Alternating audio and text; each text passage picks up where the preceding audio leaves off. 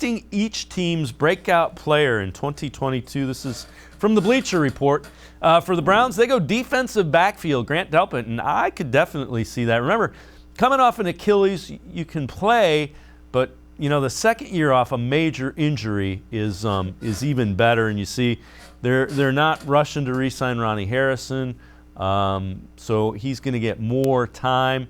He took over 50% of the defensive snaps, and again, with an Achilles injury, you're back after a year. But to be back to feeling like you normally do, it usually takes longer. Yeah, absolutely.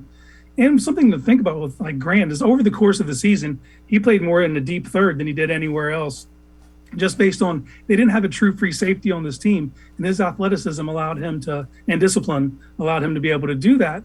But that's not his greatest skill set. Like, he is that guy that the offense has to account for. So if they can get him in a position where they get a true free safety, so they can move him around. He can play some of that, but he can also come down and be that dime backer, be the blitzer coming out the box. Like, he is a very dynamic defensive back, and he can do all things. He can guard in the nickel. He can.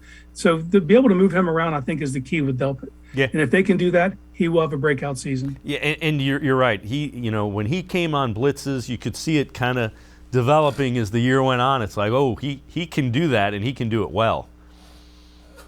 Yeah, he's a heat-seeking missile when he's out there. Now that causes him to miss tackles every now and again, but you're never going to it's never going to be for a lack of effort. He comes and he comes hard, So it's a budding young star that the Browns have back there, and I hope they can use him in multiple ways this year and really wreak havoc on offenses.